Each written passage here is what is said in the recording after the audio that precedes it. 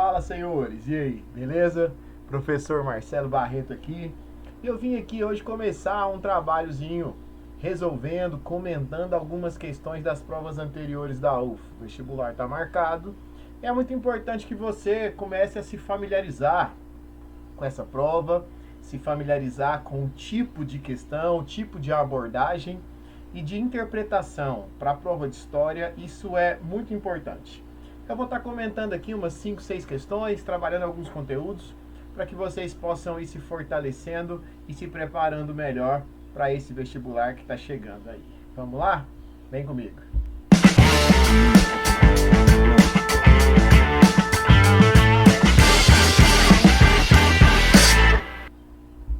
Bem, galera, eu vou estar comentando algumas questões da prova de 2014, certo? E nessa prova nós tivemos algumas questões interessantes. Eu quero que você acompanhe essa questão comigo aqui, ó. Questão 11. Entre os anos de 1789 e 1801, as autoridades de Lisboa viram-se diante de problemas sem precedentes. De várias regiões da sua colônia americana chegavam notícias de desafeição ao trono, o que era sobremaneira grave. A preocupante novidade residia no fato de que os objetos das manifestações de desagrado, frequentes desde os primeiros séculos da colonização, deslocava-se nitidamente de aspectos particulares de ações de governo para o plano mais geral da organização do Estado. O que se percebe agora nos transbordamentos da fronteira da legalidade estrita é que a própria forma de organização do poder se torna alvo das críticas, e a sua substituição por outra afirma-se como objetivo que move os homens. Ao analisar os eventos ocorridos na América Portuguesa do final do século XVIII, os historiadores buscam integrá-los ao quadro geral de transformações pelas quais passava o Império Luso. Assim, as desafeições ao trono, ele coloca entre aspas, porque foi utilizada no texto, né? Então vamos lá, galera. Presta atenção aqui, deixa eu pegar uma outra cor para a gente marcar. É muito importante, eu costumo sempre rabiscar muito as minhas provas, não sei vocês. E eu sempre vou colocando ali as informações. Então ele quer América Portuguesa. Vamos lembrar que quando ele fala de América Portuguesa, ele está falando do Brasil. Final do século XVIII, cara. Final do século XVIII. Então ele vai estar falando da segunda metade do século. Vamos colocar, sei lá, de 1770, 1780 para frente.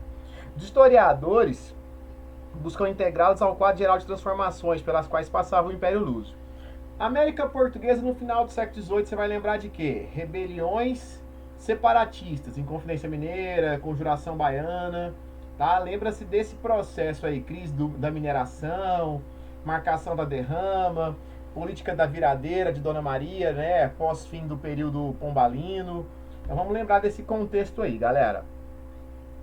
Então, analisar os eventos ocorridos na América Portuguesa no final do século XVIII, os historiadores buscam integrá-los ao quadro geral de transformações pelas quais passava o Império Luso. Assim, as desafeições ao trono.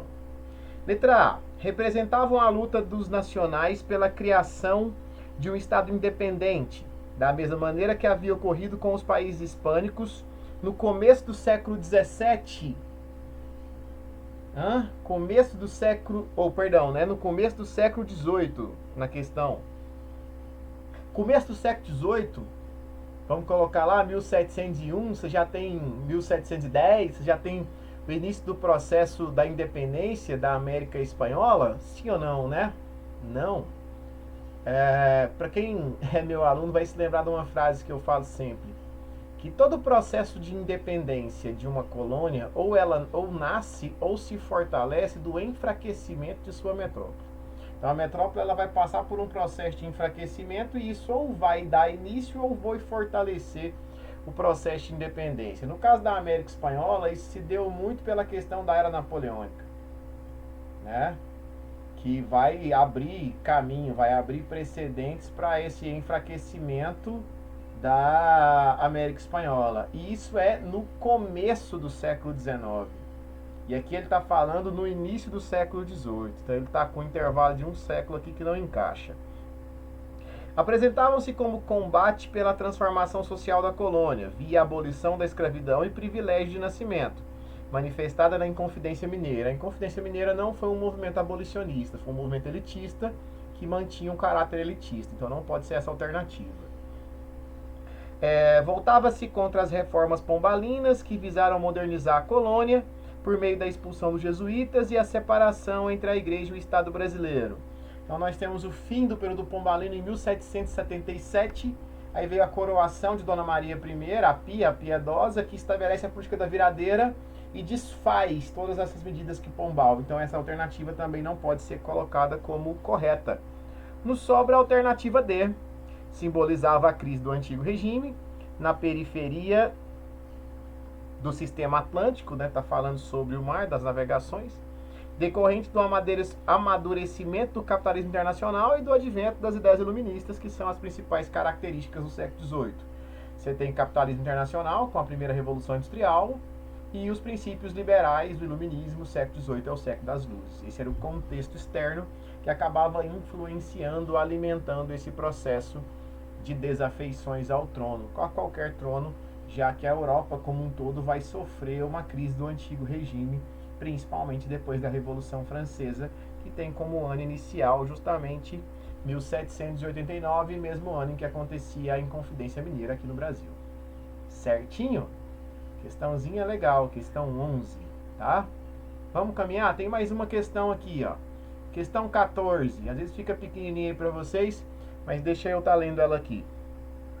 Senhores membros do Congresso Nacional, o amadurecimento da democracia brasileira está a exigir que as nossas instituições políticas se fundem na maioria do povo e que o corpo eleitoral, raiz da legitimidade de todos os mandatos, seja a própria nação.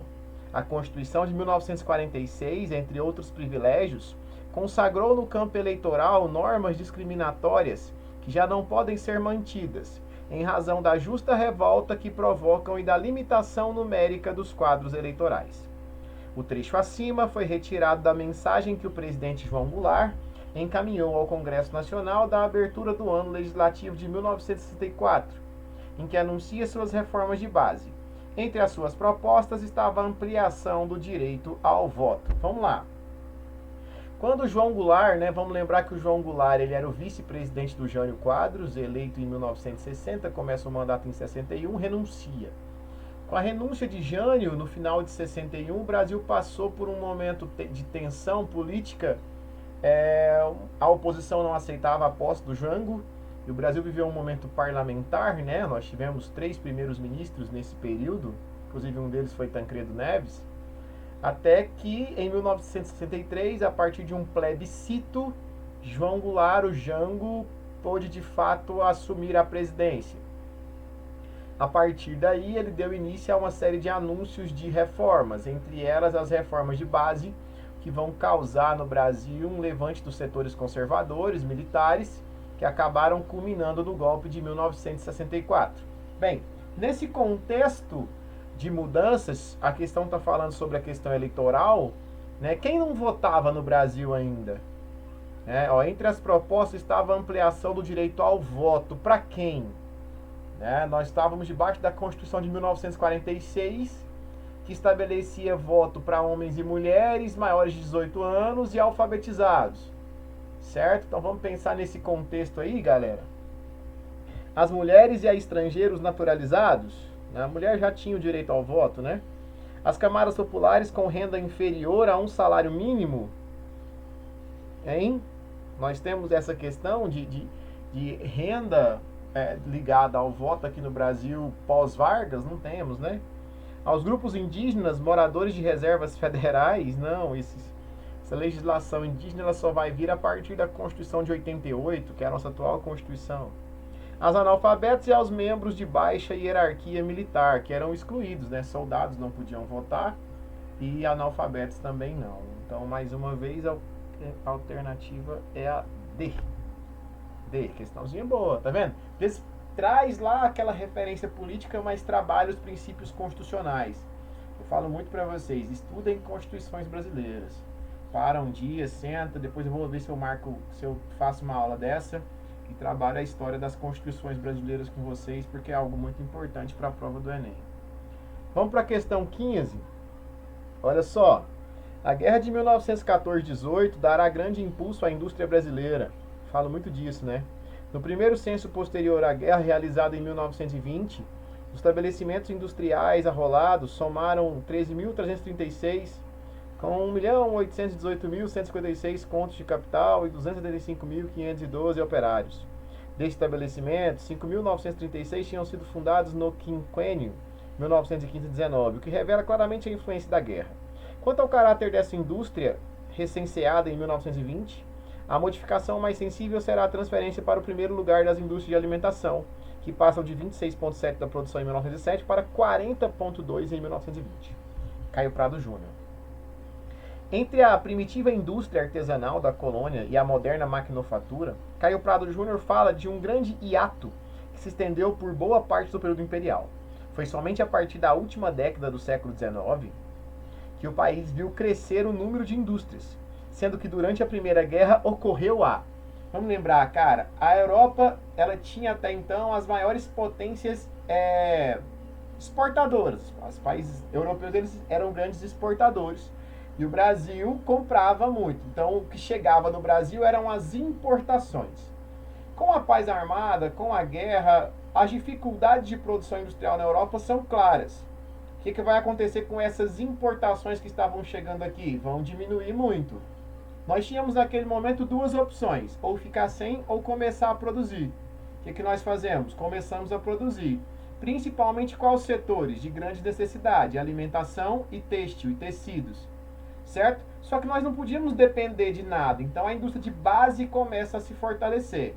Nós chamamos isso de uma política de substituição de importações. Vamos ver se tem alguma alternativa falando disso?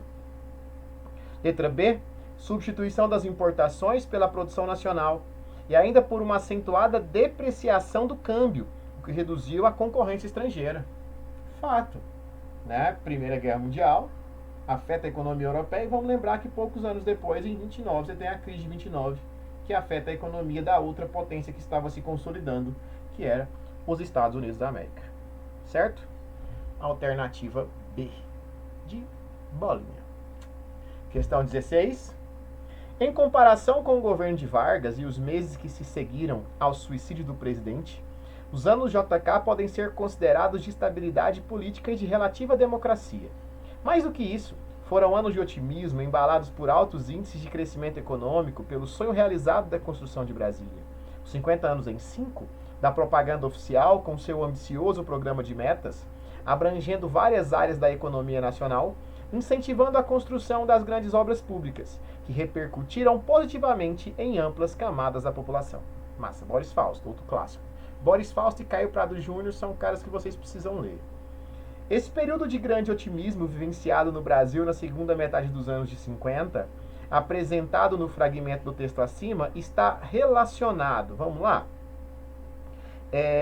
ao fechamento da economia para os investimentos e capitais estrangeiros? Não, né? Isso foi uma coisa que o JK não fez, foi fechar, ele abriu, é o contrário. A diminuição da dívida externa? Não, aumentou a dívida, ele triplicou a dívida externa, até que depois dele a crise econômica do Brasil foi imensa. A conquista de resultados expressivos na economia, com o avanço no PIB e crescimento importante do setor industrial e de serviços. Inicialmente, sim. Vamos ver a outra. Aos incentivos federais para ampliação da malha ferroviária em detrimento da rodoviária? Não, é o contrário. Ele incentivou mais a rodoviária, construção de estradas, até como condição para a introdução da indústria automobilística no Brasil. Então, nós temos na questão 16 a letra C. Letra C. JK. Estudar. Brasil cai pra caramba, hein, galera? UFO, toda prova tem muito Brasil, principalmente a parte republicana, a parte dos populistas. Vamos lá? Questão 17. Após a primeira onda revolucionária em 1640, o parlamento parecia haver triunfado sobre o rei, e a pequena nobreza e os grandes comerciantes que tinham apoiado a causa parlamentar durante a Guerra Civil esperavam reconstruir as instituições da sociedade segundo seus próprios desejos e impor seus valores. Anos depois, em 1688, após novos conflitos, vencia o projeto político baseado na soberania parlamentar, na monarquia limitada, política externa imperialista, em suma, um mundo seguro e lucrativo para os homens de negócio. Após os conflitos do final do século XVII, saíram vitoriosos os sagrados direitos da propriedade, com a abolição dos títulos feudais sobre a terra e o fim da taxação arbitrária. e a ideologia da ética protestante. Os eventos apontados acima no texto de Christopher Hill e que foram fundamental importância para o desenvolvimento do capitalismo no mundo ocidental são chamados de quê? Essa revolução é um clássico, não é uma revolução que cai muito no Enem, mas que despenca em provas como a prova da UFO, que é a famosa Revolução Inglesa, que teve duas fases, né? Uma em 1640, com o início da República Puritana, do Oliver Cromwell, e a outra em 1688, com a conclusão da famosa Revolução Gloriosa, colocando o Guilherme de Orange no poder, né? O Guilherme de Laranja. Revolução Inglesa, certo? Vamos para a última, né?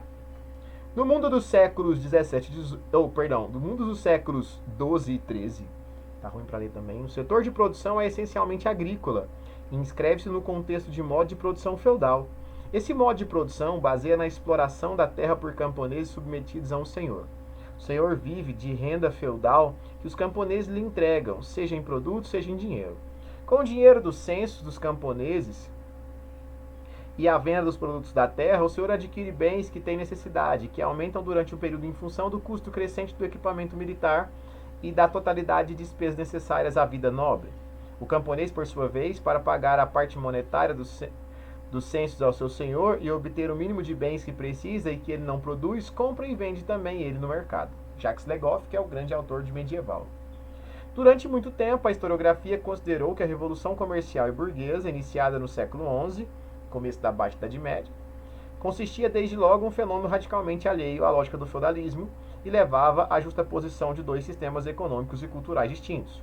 Porém, análises como a de Jacques Legoff indicam que o desenvolvimento urbano e comercial, vamos lá, né, esse pensamento do Legoff ele pode mudar um pouco essa perspectiva.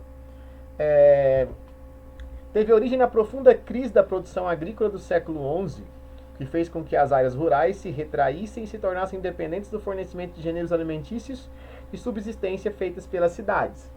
Mas não estamos falando sobre isso, né? O texto não fala sobre isso. O Legoff não está falando sobre uma profunda crise agrícola no século XI ainda. Estabeleceu parcerias econômicas com o sistema feudal, mas rompe já no século XII com as hierarquias típicas do mundo feudal, tornando a cidade um espaço revolucionário no ordenamento da sociedade. Isso vai acontecer, mas vai acontecer na transição já para o mundo moderno. Depois da peste, depois do renascimento comercial urbano e com a expansão marítima. Né? Então isso aqui é mais lá para o século XV, 14, 15, não no 12. Estabeleceu um mercado regido desde os primeiros momentos de sua existência pela lei da oferta e da procura. Você não pode nem falar de lei de oferta e procura aqui. É um princípio liberal, o princípio do século XVIII, é completamente anacrônico, não se encaixa de jeito nenhum nesse contexto que nós estamos falando. Pressupunha que a cidade encontrou seu lugar no sistema feudal e formou com ele, não como aliada, mas como parte integrante, uma relação de simbiose, que será chamada pelos historiadores de sistema feudo-burguês. É o que o Legoff está falando. Né? Com o início da crise, com o processo de fortalecimento das cidades, as cidades inicialmente elas não passaram a ser uma ameaça para os senhores, mas passaram a ser um instrumento de nobreza, vamos dizer assim. Quando ele coloca, né, a vida nobre, entre aspas, os nobres eles conseguiam, através da exploração dos camponeses, ter uma vida melhor indo nas cidades e consumindo e comprando aquilo que a cidade tinha para oferecer, que o feudo não produzia. O Legoff ele traz essa perspectiva que a letra D nos mostra. É uma questão onde você tem que ficar muito atento ao texto. Certo, galera? Então é muito importante que vocês resolvam essa prova, que vocês se organizem dessa maneira. E eu falo muito, eu vou estar toda semana postando vídeos assim, toda semana, daqui até as provas. Vou fazer da UFGD, vou fazer Enem, vou fazer algumas particulares que uns de vocês me pediram. E cara, nunca vá para resolver, eu fiz uma questão só assim, por causa do tempo, mas mesmo que a alternativa certa seja a letra A, não abandone as outras. Para você estudar, é importante que você leia as alternativas e saiba por que ela está errada. Né? Ela não tem relação com o texto, é o século, é a relação da questão, ela inverteu um raciocínio. Então, encontrar o erro nas alternativas te faz entender que realmente você sabe aquela questão. É importante resolver, sempre ler a questão toda, mesmo que a resposta correta esteja nas primeiras alternativas. Tranquilo? Então vamos lá, vamos nos preparar cada vez mais O vestibular da UF está chegando e vocês podem contar comigo que a gente vai estar trabalhando juntos aqui. Fechou? Tchau, tchau. Valeu.